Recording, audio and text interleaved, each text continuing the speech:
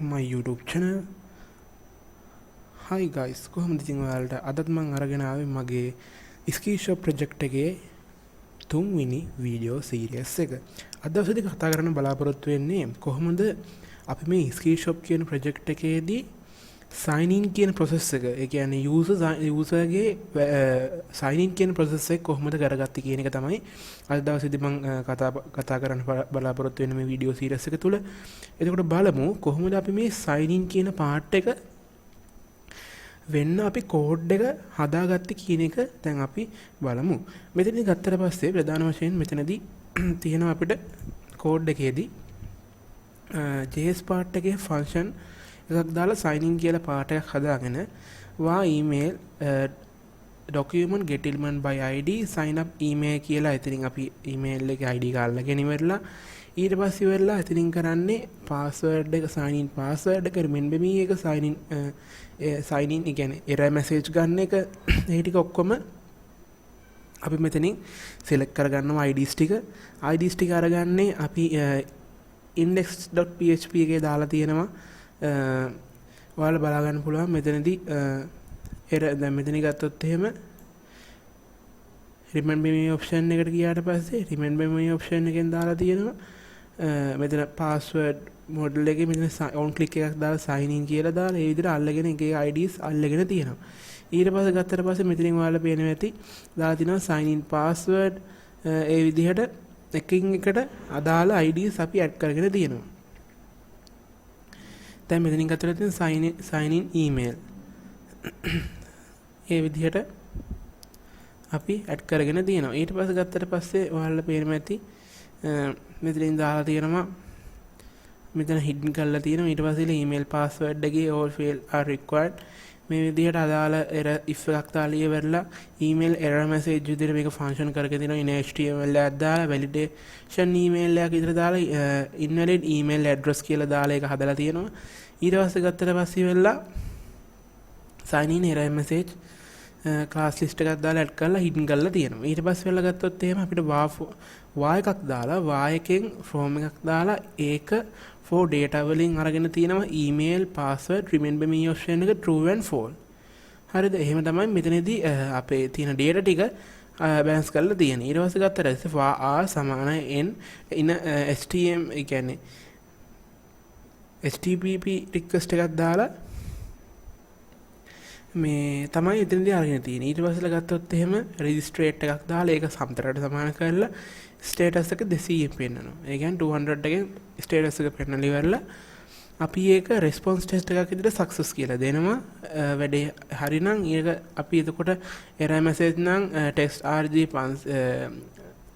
ඒ කියන්නේ test එක rate 500 කියන මේක කිනුත් sign error එක message එකක් නම් class list එකේ add වෙනවා. ඒක remove වෙලා add වෙනවා text green එක 500 නුත් add කරගෙන තියෙනවා. එතකොට login successful කියලා වැටෙනවා. ඒක අපිට දාගන්න පුළුවන් login successful. ඊට පස්සේ set time out එකක් දාලා ඉවරලා අපි මෙතන windows location එක reload වෙනවා. reload වෙලා home.php එකට යනවා. home.php එකක් නැති එක reload වෙලා නතර වෙනවා. තාම home.php එකක් අපි හදාගෙන නැති හින්දා ඒක මම ඉස්සරහා වීඩියෝ වලින් ගේන්නම් කොහොමද home.php එකේ part එක උනේ කියන එක. else එකක් දාලා sign in error එකක් දාලා in html එකක් දා ගන්නවා. ඒක else එක දාලා ඉවරලා ඒක සම්පූර්ණ මෙතන error message එකත් එක්ක තමයි join වෙන්නේ in html එක. ඒක response text එකක් විදිහට හදාගෙන තියෙනවා. ඊට පස්සේ වෙලා අපි මෙතන ගත්තොත් එහෙම sign in error message මෙතන request එක යවනවා. ඒතකොට අපි request එක හරියට ගියේ නැත්නම් ඒ request එක fail කියලා දාන්න මෙතනට add කරගෙන තියෙනවා. ඒක post message එකෙන් process එකට දාලා තියෙනවා login process.php. login process.php එක ගත්තට පස්සේ මෙන්න මේ login process.php part එක තමයි මෙතනදී අපි IDs අල්ලගෙන ඒ ටික කරගෙන තියෙන්නේ. මේ ටික නම් ඔයාලට මේක අරක පැහැදිලි කරලා එන්නම්. මෙතන ගත්තට පස්සේ login process.php කියන එක අරගෙන ඒකේ part එක සම්පූර්ණ අල්ල ගන්නවා. ඊට පස්සේ වෙලා ගත්තොත් එහෙම function එක validation email හරහා මෙතනින් දාලා තිනවා වා email කියලා. මෙන්න මේ code එක යොදන්නේ දන්නේ නැති කෙනෙක් ඉන්නවනම් සාමාන්‍ය මේ code එක යොදාගන්නේ අපේ email එකේ තියෙන validation වලට. ඒ කියන්නේ email එකක් තුල මෙන්න මේ කරුණු අන්තර්ගත. ඇට් එක අන්තර්ගතද, ඇට් එකට කලින් ටෙස්ට් එක අන්තර්ගතද, එතකොට ඩොට් එක තියෙනවද, අන්න ඒ ටික, ඒ කියන්නේ ඊමේල් එකට අදාළ දේවල් තියෙනවද නැද්ද කියන එක බලාගන්න, ඒ කියන්නේ වැලිඩේට් කරගන්න තමයි මෙන්න මේ ෆන්ක්ෂන් එක යොදාගෙන තියෙන්නේ. ඊ අතර ගත්තොත් එimhe මේ ෆන්ක්ෂන් එකෙන් මේක ෆන්ක්ෂන් එක හරියට නැත්තම් ඒක true කරන විදිහට තමයි මේක ඩිසයින් කරලා තියෙන්නේ. මෙන්න මේ කෝඩ් එකෙන් වෙන්නේ යන්නේ process එක. ඊට පස්සේ ගත්තොත් එහෙම මම ඔයාලා ඊළඟට පැහැදිලි කරන්නම් කොහොමද මේ login process.php කියන part එක උනේ කියන එක. මෙතනදී login process.php part එකේදී ඒක මෙතන session start කරනවා request එකක්, ඒ කියන්නේ request එකක් දාලා db connection එක හරහා connection කරලා තියෙනවා. එතකොට මෙතන email එක post දාලා email password remember me option එක හරහා remember එක post කරලා අරගෙන තියෙනවා. එතකොට post කරලා අරගත්තට පස්සේ මෙතනදී එකක් දාලා please enter your email address. ඒ කියන්නේ මෙතනදී ගත්තොත් එහෙම email එක නැත්තම් please enter your email address කියලා ෆන්ක්ෂන් එක කෝල් වෙනවා. තේරෙනවද? ඊට පස්සේ ගත්තොත් එහෙම මෙතන ඊමේල් එක වැරදි නම් invalid email address කියලා ෆන්ක්ෂන් කරලා තිනවා. ඊමේල් එක වැරදි නම් අපිට pop up වෙන විදියට. ඊට පස්සේ වෙලා please enter your password කියලා මෙතනදී වැටෙනවා password එක නැත්තම්.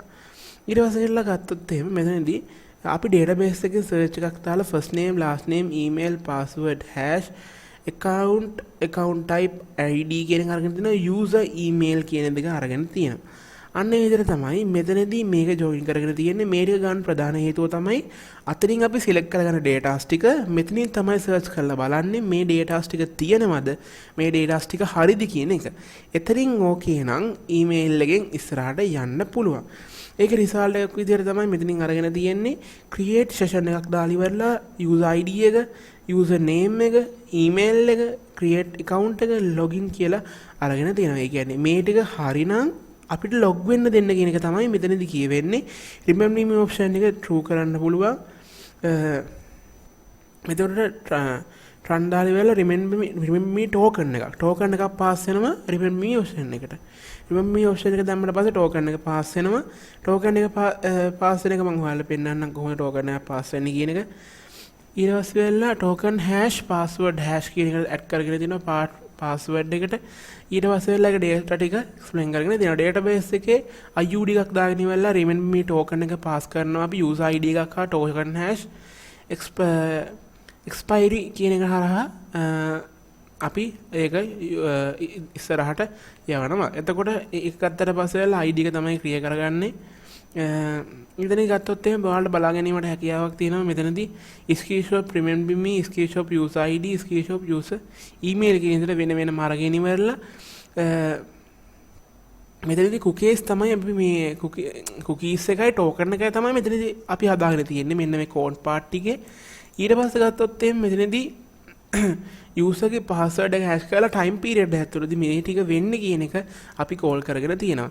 එතකොට ඔයාලට පේන්න පුළුවන් මෙතනදී දාලා දෙනවා success invalid user credentials. එතකොට ඒක නැවතයි call කරගෙන දෙනවා user credentials කියලා. මෙහෙම ආවේ නැත්තම් මෙහෙම එන්න කියන එක අපි call කරගෙන තියෙනවා. ඊට පස්සේ ඔයාලට තේරෙන්නේ නැති කොහොමද මෙන්න මේකේ මේ සම්පූර්ණ ගත්තොත් එහෙම මෙතනදී කොහොමද මේ part එක උනේ, code එක කොහොමද උනේ, sign in process එක මෙන්න මේ විදිහට තමයි code උනේ කියන එක ඔයාලට පැහැදිලි වෙන්නේ නැති. මෙතනින් ගත්තොත් එහෙම මෙතන මේ login process.php එකයි email එකයි කියන එක තමයි මෙතනදී මෙන්න මේ validation අපි කරගෙන තියෙන්නේ. sign in කියන process එක ඊළඟ වීඩියෝස් වලින් මම අරගෙන ටික ඉස්සරහට කරන්නම්. මෙතනදී බලමු කොහොමද මේකේ process එක වෙන්නේ කියන එක දැන් අපි ගිහිල්ලා බලමු. යන් අපි කොහොමද මේකේ process එක වෙන්නේ කියන එක බලා ගන්න. මෙතනදී ගත්තොත් එහෙම ඔයාලා බලා ගන්න පුළුවන් අපේ sign in form එක. මෙතනදී ගත්තොත් එහෙම ඔයාලා මෙතන email එකක් ගහලා password එක නැතුව දැම්මොත් එහෙම all fail are required කියලා වැටෙනවා. ඊට පස්සේ වෙලා මෙතනදී අපි වැරදි password එකක් ගැහුවොත් එහෙම sign in දීලා invalid user prediction කියලා වැටෙනවා. අපි බලමු මෙතනින් at එක අයින් කරලා ගහලා මොකක්ද එන්නේ කියලා. මෙතනදී වැටෙනවා invalid email address. එතකොට මෙතනදී අපි at එක දාලා හරි password එක ගහලා බලමු කොහොමද වැඩ කරන්න කියලා. ඒක login successful කියලා load වෙලා අපේ form එකට යනවා. මොකද මෙතන නැති හින්දා එතනට ලෝඩ් වෙන්නේ නැහැ. ඔයාලට තේරෙනවනේ එතන මම හෝම් පේජ් එක තාම ඩිසයින් කරගෙන නැහැ. හෝම් පේජ් එක ඩිසයින් කරගෙන නැති හින්දා අපේ එතනට ලෝඩ් වෙන්නේ නැහැ. එතකොට ඔයාලට පැහැදිලි වෙන්නේ කොහොමද මෙතනදී මේ ඊමේල් ඇඩ්‍රස් එකේ මේ වැලිඩේෂන් හරියට වෙලා තියෙන්නේ කොහොමද? ලොගින් එක වෙන්නේ කොහොමද? මෙතන ඇට් එකක් අයින් කරොත් ඒක ඉන්වැලිඩ් වෙන්නේ කොහොමද? ඒ ටික හදාගත්තේ කොහොමද කියන එක ඔයාලට පැහැදිලි වෙන්නේ නැති කියලා මම හිතනවා. එතකොට මම ඊළඟ වීඩියෝෙන් අරන් එනවා කොහොමද ඊළඟ ප්‍රොසෙස් එක වෙන්නේ කියන එක. මගේ මේ ස්කී ෂොප් එකේ මේ ප්‍රොසෙස් එක part 1 by 1 මේ වෙන ප්‍රොසෙස් එක බලපු ඔයාලට ස්තුතිවන්ත වෙනවා. මම ඊළඟ වීඩියෝ එකත් අරගෙන එනවා. සියලු දෙනාටම ස්තුතියි.